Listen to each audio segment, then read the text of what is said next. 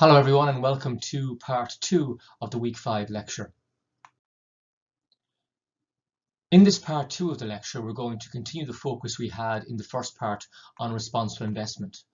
We're going to look at the lecture paper this week which looks at the rise of responsible investment in the Dutch context and also the simultaneous rise in the quality of so-called ESG or CSR reporting in this field at the same time.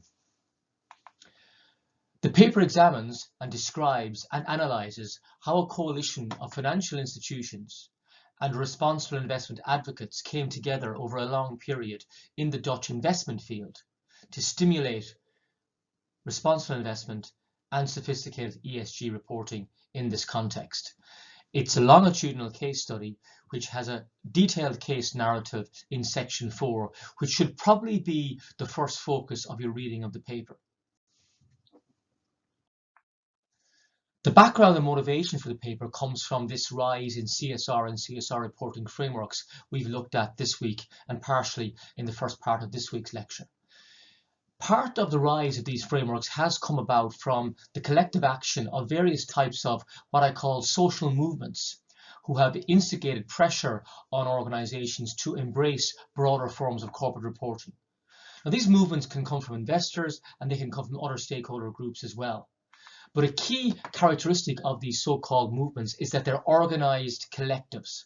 They're organized collectives of individuals or groups who come together. And in the context of so-called social movements, who instigate some form of social reporting, they are addressing social issues. And their idea is they want to change embedded norms, values, and practices in an organizational field. Embedded norms, values, and practices means the taken for granted activities and practices in that field. Now, the organizational field in this study is the field of investment in the Netherlands.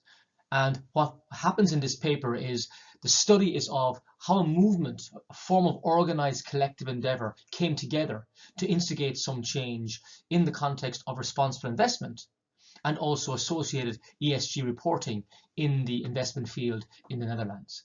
That's the essence of what the paper tries to look at. Now, these collective social movements often engage in what's called disruptive institutional work.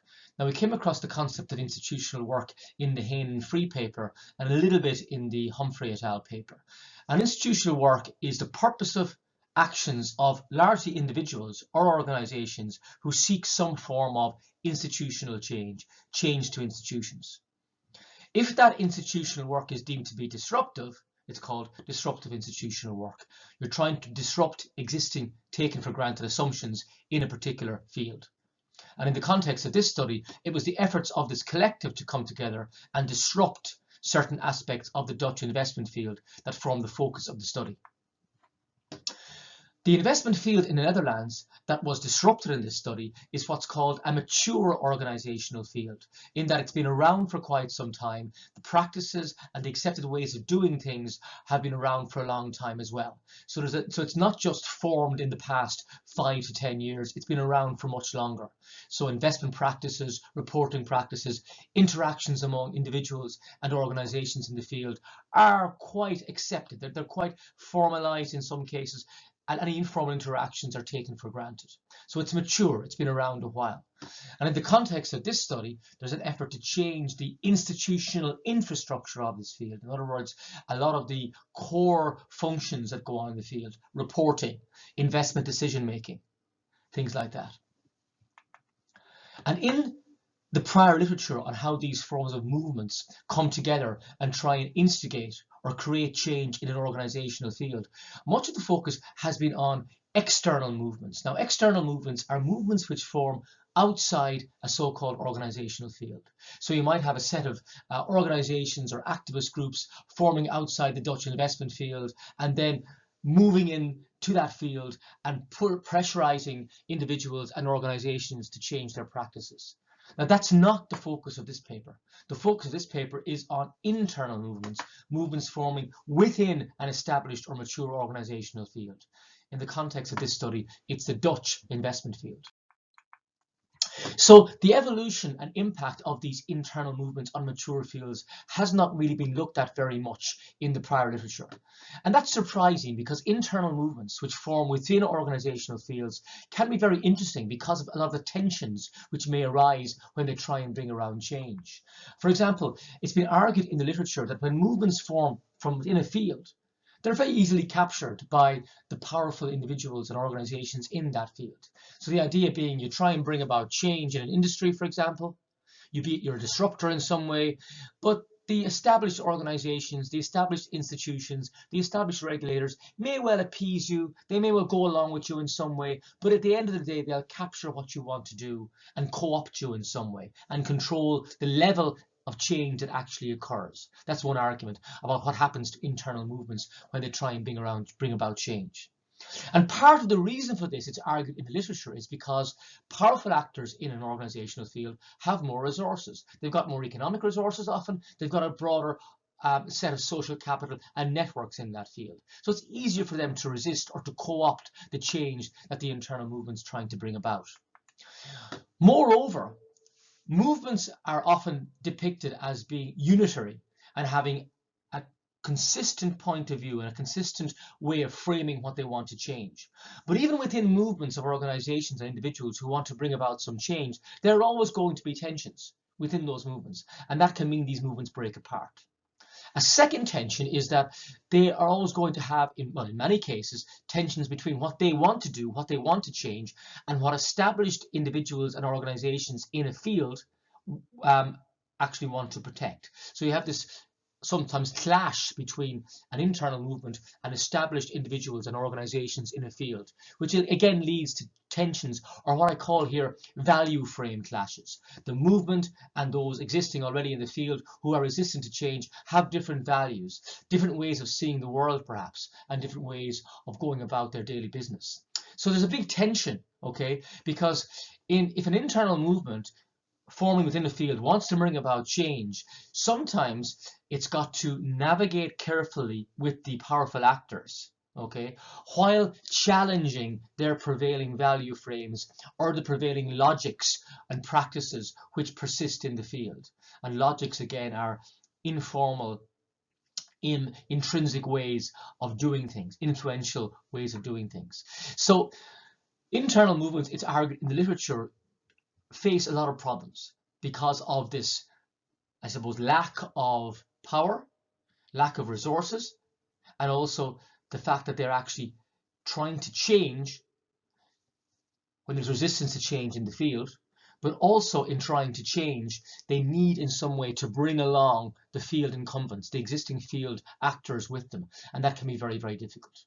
And that's the very broad notion of internal movements. And in this particular study, what the authors try and do is understand how this form of internal movement evolved and emerged and gained influence within the Dutch investment field to shift responsible investment practices and also simultaneously ESG or CSR reporting practices. That's the key focus of the field. It's studying how a broadening conception of organizational accountability evolved in the Dutch investment field through the formation of a very specific internal movement. The research question that the authors ask in the paper then is quite specific. How do internal movements emerge and evolve to advance CSR and CSR reporting in mature fields? Now, as I mentioned earlier on, the Dutch investment field studied in this paper is a mature field. It's a field with a common set of ideas about how it should operate, a common set of practices, a common set of accepted ways of articulating issues in the field and of communicating among organizations and individuals. It's a mature field. It's been around quite some time, and all the various elements of its so-called institutional infrastructure are very well laid out, very well accepted, and have been in existence for quite some time. So the case study then is a longitudinal one. It looks at the process through which this movement, and the movement is called VBDO, that's the Dutch pronunciation, I'll call it VBDO from now onwards. But VBDO emerged through a process of bringing together a numerous amount of actors within the Dutch investment field to instigate change. So overall, it's a process-oriented study, looking at the process through which this movement formed and through which it brought about the change in the investment field, which broadened out organizational accountability, the key focus of this week's sessions. And VBDO formed and evolved in this field. So it's an internal movement in this Dutch investment field, and a movement of diverse actors coalesced or came together around this VBDO organization and instigated this change. And these actors would comprise powerful actors within the Dutch investment field and others who were trying to instigate change that weren't quite so powerful.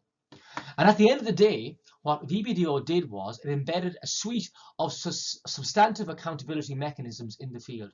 In particular, a set of benchmarks assessing the ESG performance of companies, and in particular of investment institutions like pension funds. And in doing so, what VBDO did was it actually instigated and drove the introduction of responsible investment to the Dutch investment field. And secondly, it instigated and drove a significant improvement in ESG reporting and an increased sophistication of ESG reporting among Dutch companies. So overall, it's argued that VBDO has been one of the most influential CSR advocates in the Netherlands, and it's formed as a network-oriented movement to have this particular influence. And it's its evolution, its emergence, that's the focus of this study, to see how in the Dutch investment field, a broader conception of organizational accountability was embedded, and responsible investment and improved ESG or CSR reporting emanated from that. That's the essence of the paper. Sit back, reflect on it. Now you know what the paper is all about. In the remainder of the lecture, I'm going to take you through the narrative of the paper in particular. And at the very end, then, I will draw out the theorizing in the paper, which is quite detailed in section 5 in the discussion. But you don't need to get embedded in all of that detail in section 5. You just need to get the essence of it. And the essence of it is described to you at the end of this particular lecture. So first of all, we will ask ourselves, what on earth is VBDO? VBDO describes itself as follows: as a not-for-profit multi-stakeholder organization with a mission to make markets more sustainable by ensuring that sustainable investment becomes mainstream. And it promotes and polices corporate social accountability among Dutch listed companies through a series of benchmarks and also through promoting the improvements in reporting on ESG impacts and ESG issues by Dutch listed companies. Its focus and its operations occur within the Dutch investment field, this mature field I've alluded to earlier. And the VBDO membership comprises a number of differing bodies coming together and aligning around this particular issue of sustainable investment. It's got investment institutions like major investment funds, pension funds, etc. It's got NGOs, non-governmental organizations, standard banks, consultants, big four firms, and even trade unions among its membership base. So it's really diverse. Now, not all of these members have always been in the VBDO movement, okay, and we'll see that when we go to the case study later. Now, these members sign up to a commitment to contributing to the sustainable development of the capital market. That's what they sign up to, that they're going to try and commit to that particular goal, which is aligned with the mission of VBDO. Now, VBDO is led by an executive director, and it's only got 10 full-time staff members. And this management layer and employee layer is accountable to a diverse 6-person board of directors who come from various different areas of Dutch society: the corporate sector, the NGO sector, the academic sector, etc. At the moment of the study being conducted, it had 76 institutional and 427 individual members. Institutional members are pension funds, companies, etc. Individual members are members of the public, and they all pay a membership fee to the organization. So what does VBDO do? Well, one of its key activities initially was to attend AGMs as a small investor in companies and target them regarding their ESG impacts and activities, and in particular on the level and quality of their ESG or CSR reporting. It also then later on, as we'll see in the case study, started producing corporate social responsibility or ESG benchmarks, which benchmark the performance of companies against a set of ESG indicators. So it could be companies or in many cases investment funds like pension funds that they would actually look at. And they've expanded their activities in the last while to various ESG issues that I outlined in the first part of this week's lecture. Their tax transparency benchmark over here on the top right of the slide is very influential in the Dutch context. It also polices the reporting through these benchmarks. In other words, it seeks improvements. And companies are very keen to do well in the VBDO benchmarks.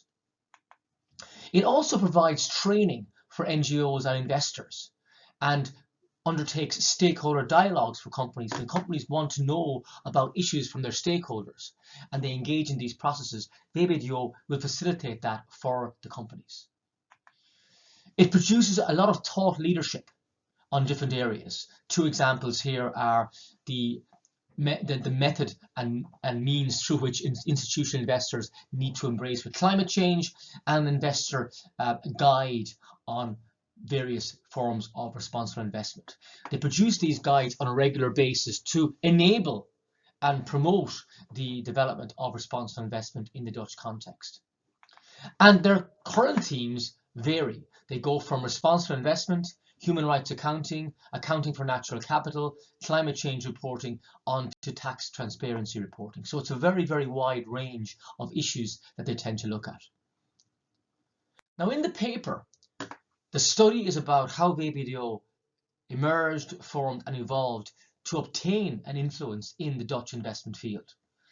And in order to theorize that process, the authors draw on a suite of theoretical frameworks. And you don't need to know these in detail, but I'm going to outline them at a broad level to you, particularly at the end of the lecture when I align the case narrative with theorizing in the paper. And what the authors do is they integrate insights from social movement theory, which talks about how these so-called movements form, internal and external, and also institutional work, the idea of purposive actions of individuals, what they actually do to bring about institutional change. So you can see what they're doing here is they're aligning the formation of a movement with the undertaking of institutional work to bring about institutional change. So the movement or members of the movement engage in so-called institutional work to bring about change. This study of the evolution of a movement and the work it undertakes is aligned with the concept of organizing dissonance. Now, what does that mean? That's a fairly straightforward concept when you break it down. What organizing dissonance means is you're trying to coordinate actors who have different value frames. So actors who might have commitments to different values. An example might be an NGO who is committed to human rights in business versus a corporate entity or a corporate individual who is committed to financial return irrespective of human rights, or whose primary concern is financial return, whereas the primary concern of the NGO is not financial return. So you have what's called a competition among value frames there. Now, organizing dissonance is all about bringing these value frames attached to these individuals into the same room, to put it that way, and seeking some way of getting them not so much to agree or to compromise, but to come to some sort of arrangement that they can both live with without essentially compromising on their values. And this paper is all about how that occurs in the formation of VBDO. And the reason for trying to bring these individuals or organizations with different value frames together is to get some form of productive collaboration going, get something from that. Okay, there are tensions, there are value frame differences, but let's use these without making these individuals or organizations compromise. Let's use these to produce something positive. And this positivity or this positive thing that's produced may be some innovation, and that will alter, hopefully, the existing institutional arrangements in some way. Now, in this case study, what happens is you have this form of movement coming together, VBDO, individuals in the movement engaging in institutional work seeking change. That institutional work becomes focused on organizing dissonance. In other words, trying to get the different value frames of the people they're trying to bring together in not so much in agreement, but to get them to, in some way, be happy with what's going on, be happy with what's being produced, and also being, in some way, able to contribute to bringing about some change. So you're organizing these individuals with different value frames.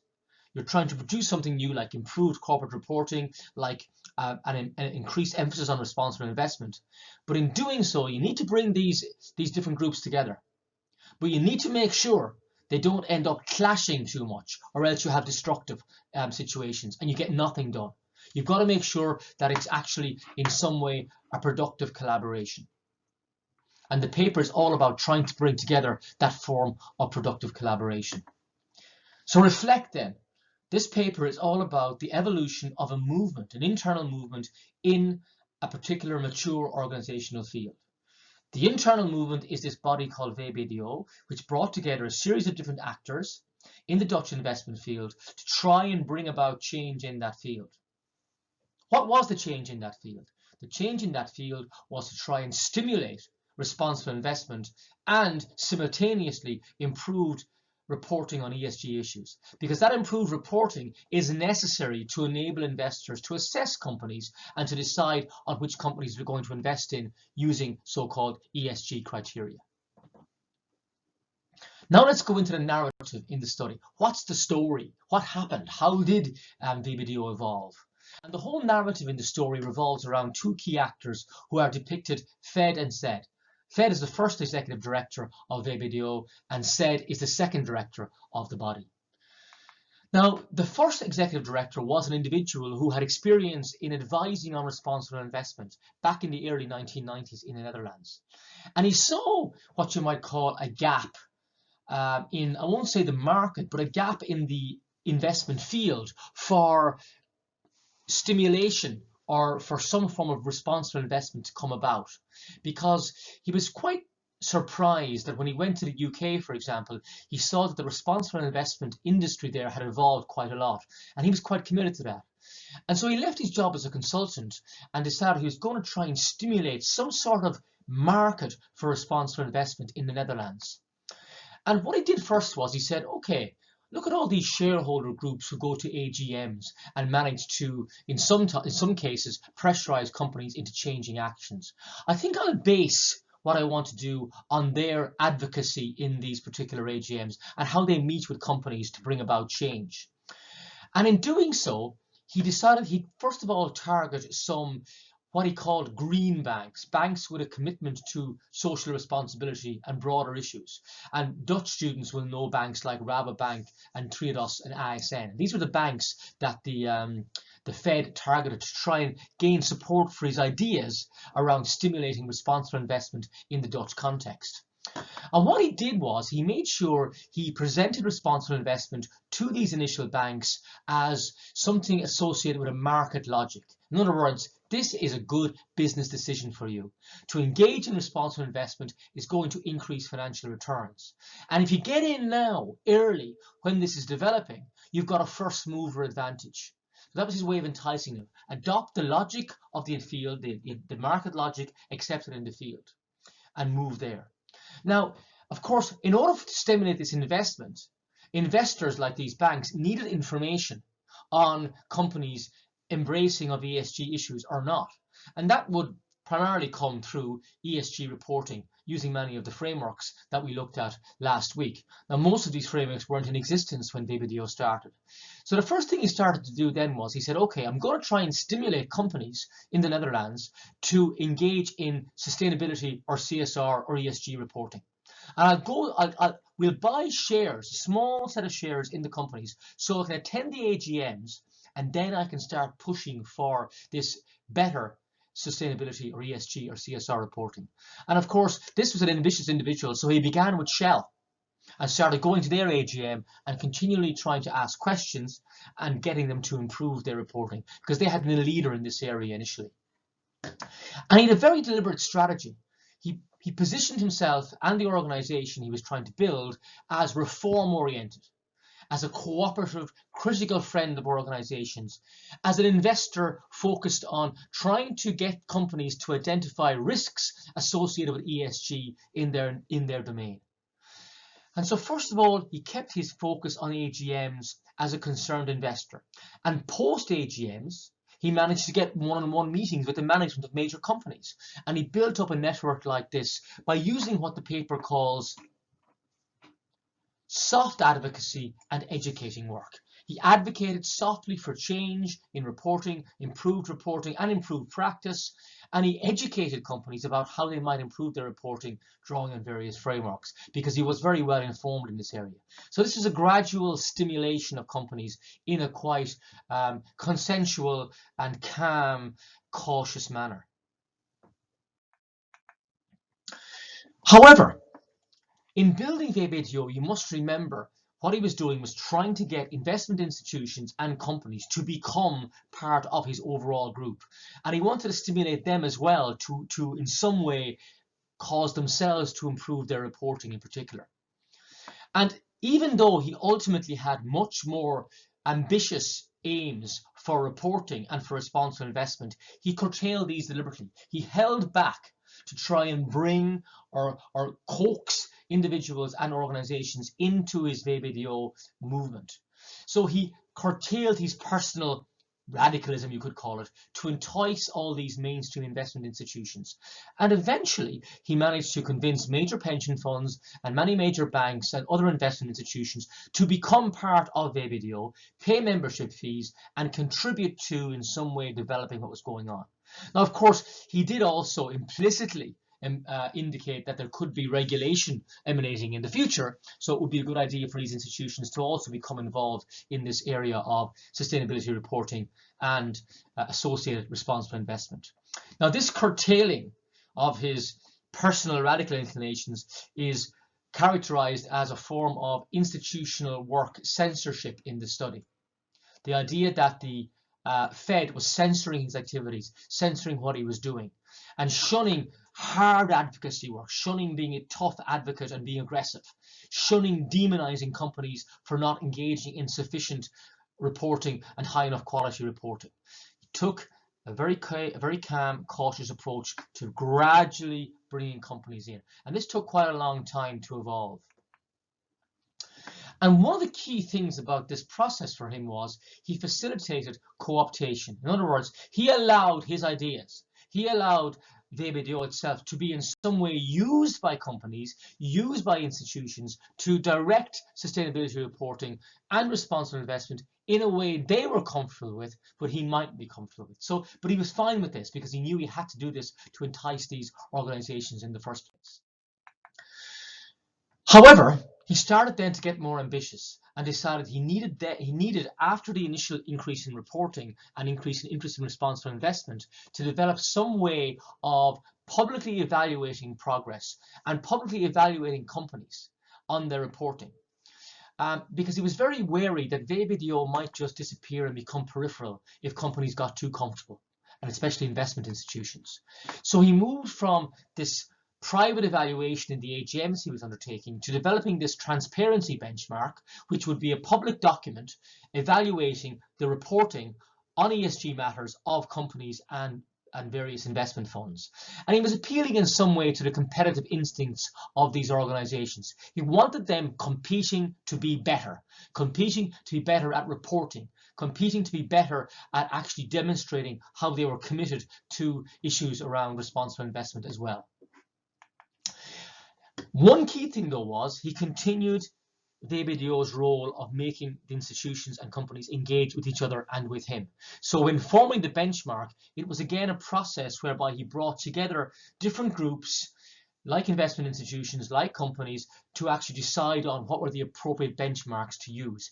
He didn't impose this on the actual organizations. He allowed them a role in developing the benchmarks against which they would be evaluated.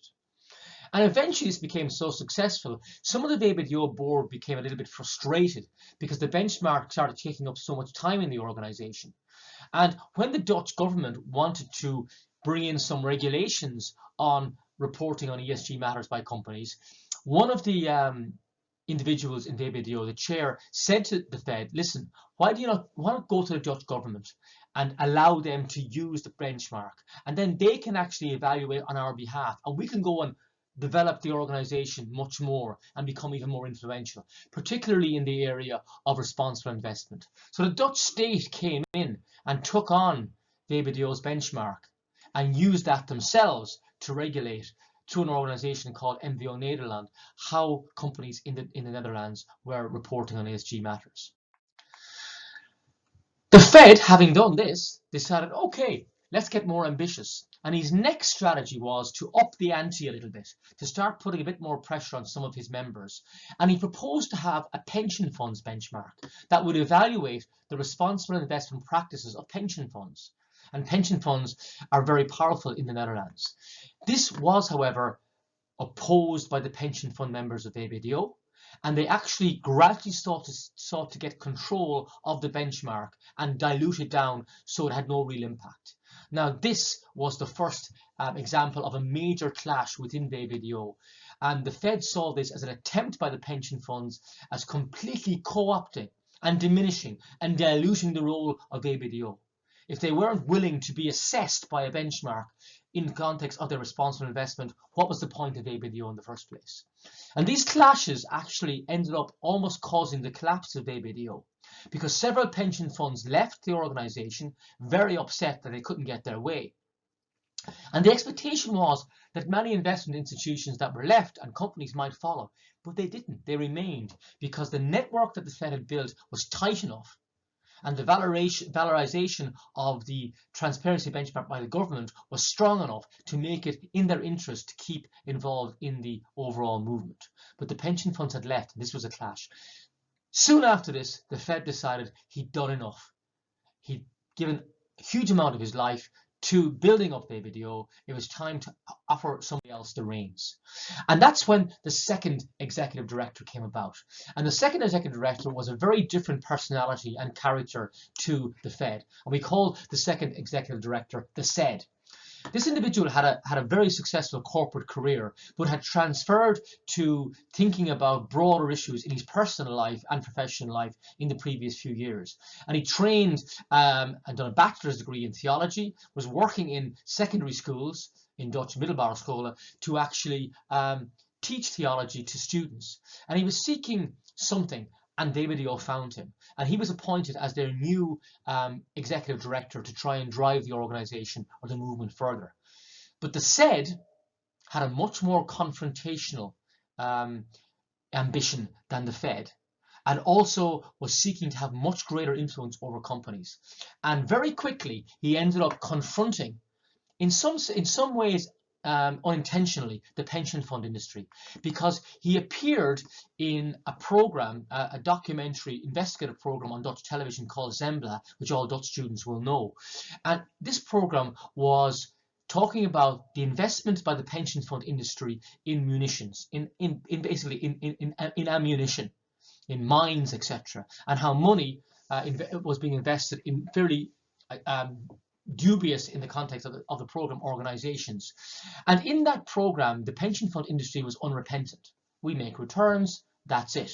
Now, he appeared on the program, and he was pushing for greater consideration of responsible investment by the pension fund industry.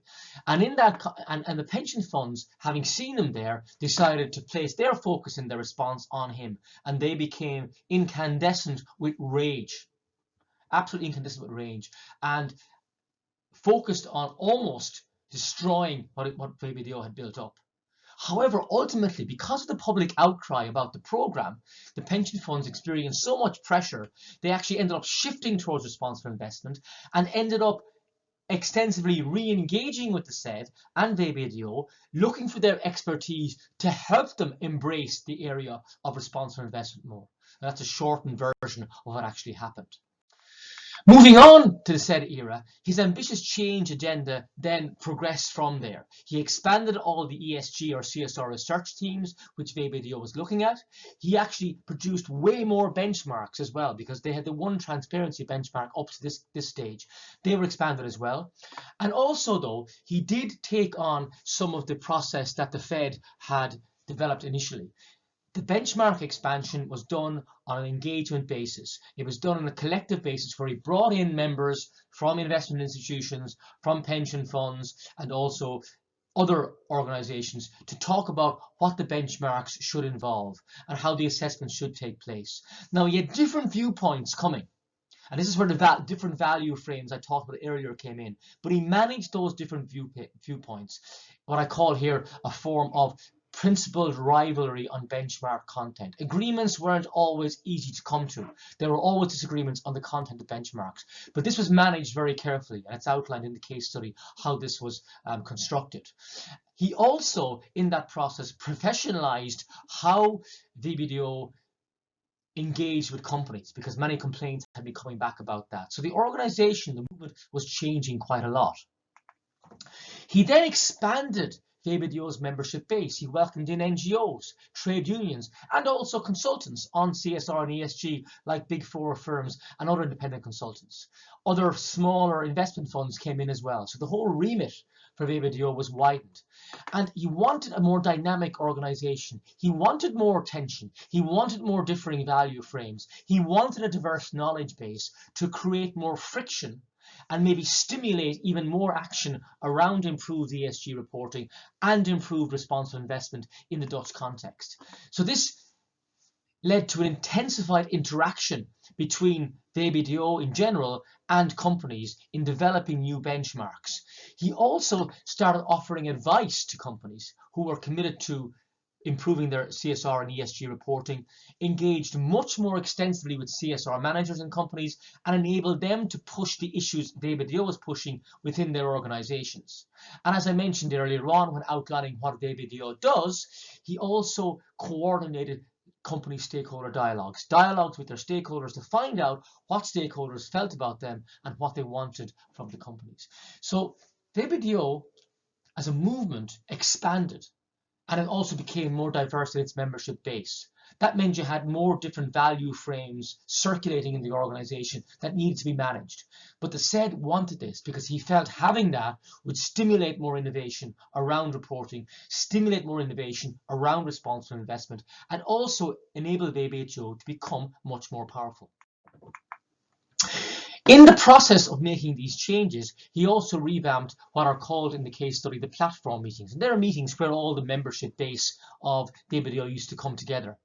They're a formalized meeting place in which the SED and the Fed had started this, deliberately brought together all the different value frames, the NGOs, the investment institutions, the companies being targeted, into meetings to make sure they could actually come together and discuss the various initiatives that VBDO were implementing.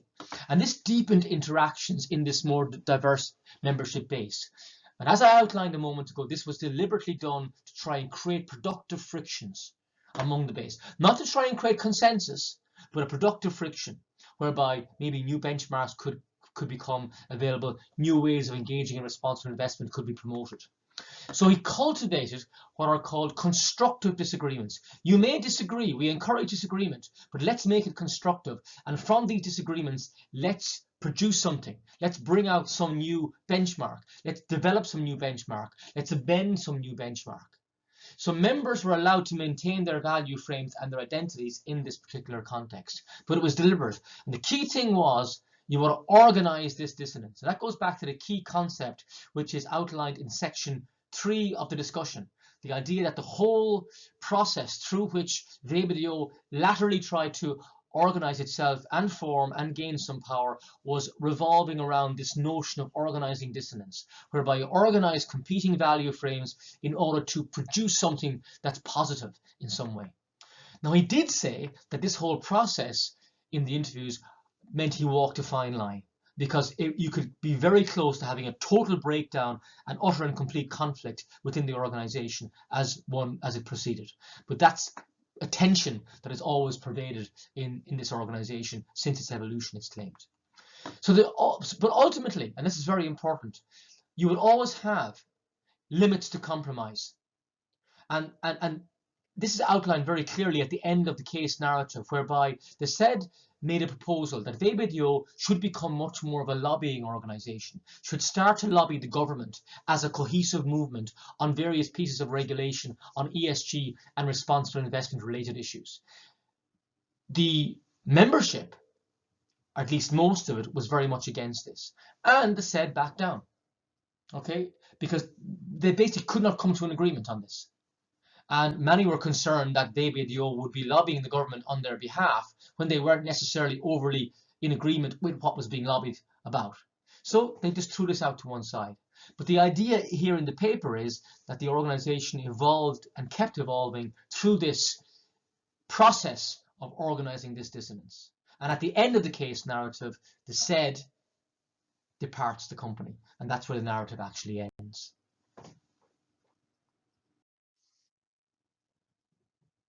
The authors take the case narrative I've just presented, and then they move to theorize from that narrative. Their theorizing process is an iterative one. They use concepts existing in a variety of literature to help understand the case narrative. And then, drawing on their empirical analysis, they also seek to evolve or develop these concepts in some way.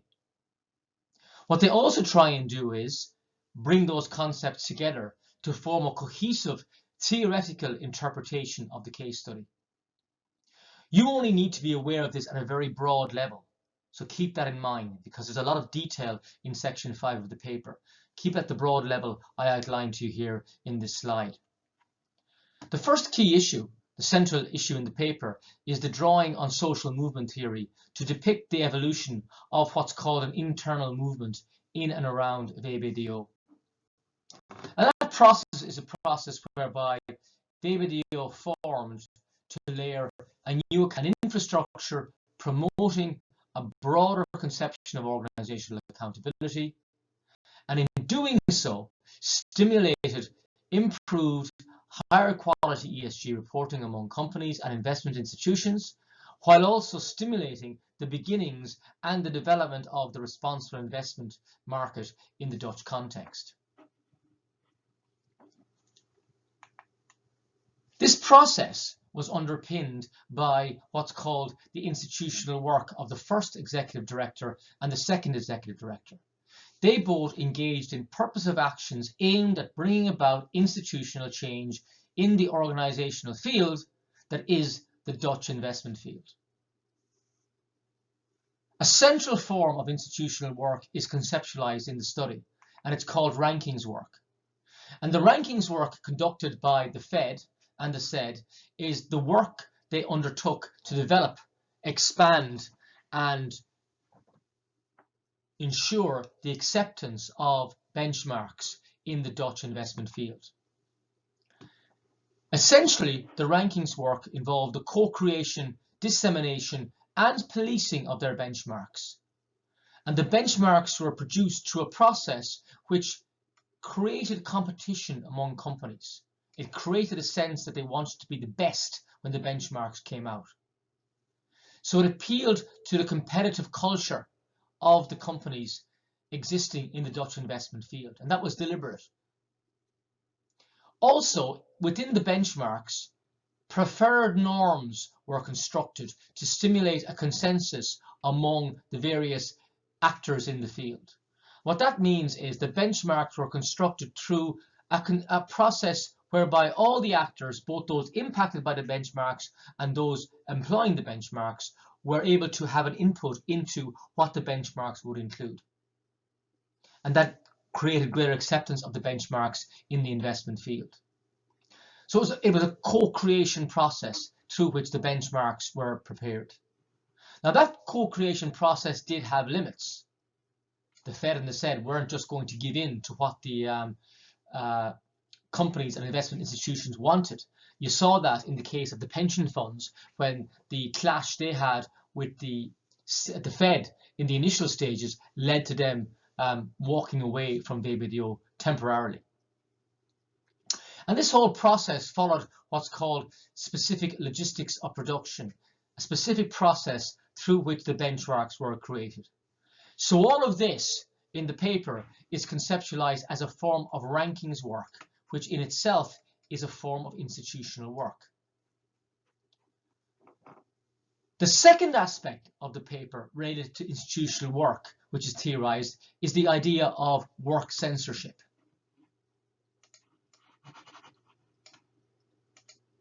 Now, work censorship refers to the restrictions that were imposed by the Fed in particular on the actions that he undertook in the early stages of developing VBDO.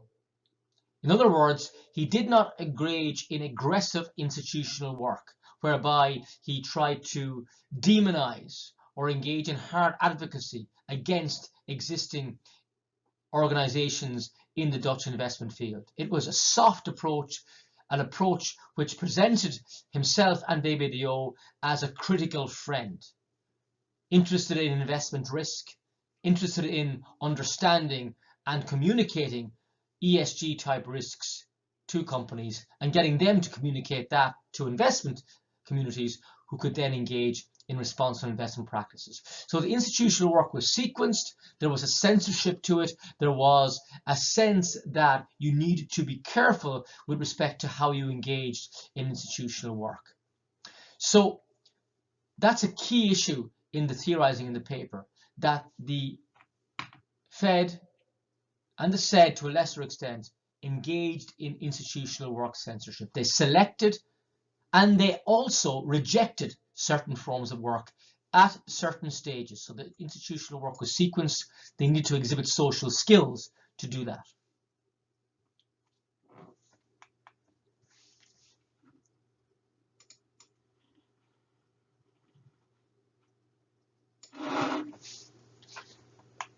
This institutional work, underpinned by the rankings work and the work censorship, was ultimately aimed at organizing dissonance. And I've referred to this a few times already. And organizing dissonance involves a number of actions or areas of focus. It tries to constructively manage misunderstandings, not necessarily creating consensus, but just managing individuals' misunderstandings of each other and allowing them to operate together in a manner that will create a productive form of friction. A friction whereby they'll produce something productive, like a benchmark, like a focus on responsible investment in a certain sector. And it allows for principled disagreements among various actors. So in VBDO, you have different actors with different value frames allowed to coexist, not expected to totally compromise.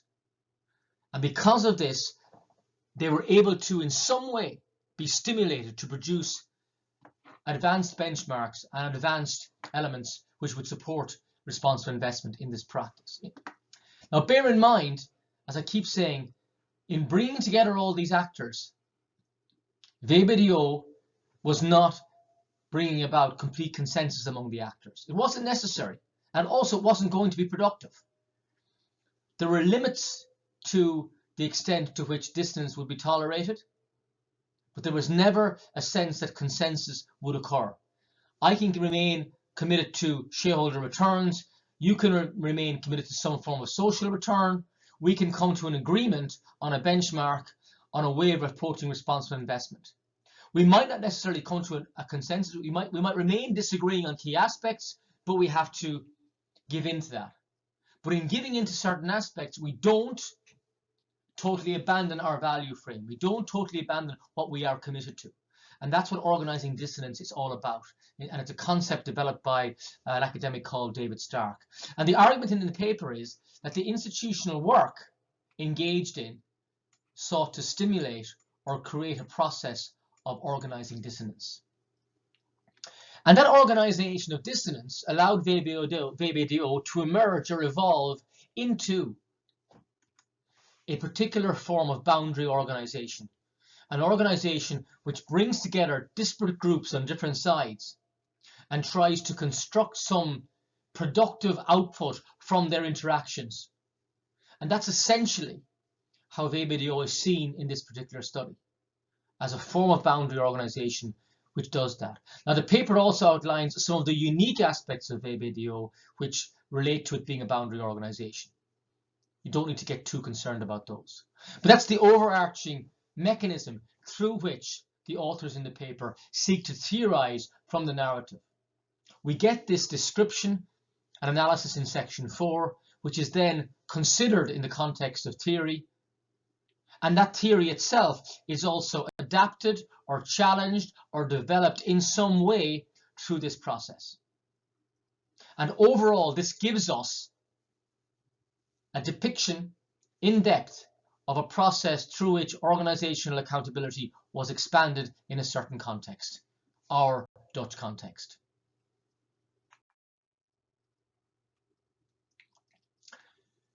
In lecture 5 then, our core focus has been on accountability for sustainable business. In part 1, we looked at the rise of responsible investment and its implications for organizational accountability. And that was at the broad institutional level. In part 2, we've taken this lecture paper and moved to a particular national context to show how a coalition of financial institutions and responsible investment advocates formed and evolved and came together to stimulate responsible investment and sophisticated ESG reporting. And that context is the Netherlands. One can't go without the other. The sophisticated ESG reporting is deemed to enable the focus on responsible investment. And the process is not a linear, easy one. It hasn't been. It remains difficult. But a serious and substantive evolution has occurred, which the paper seeks to depict. And that concludes our study this week, in week 5, of accountability for sustainable business.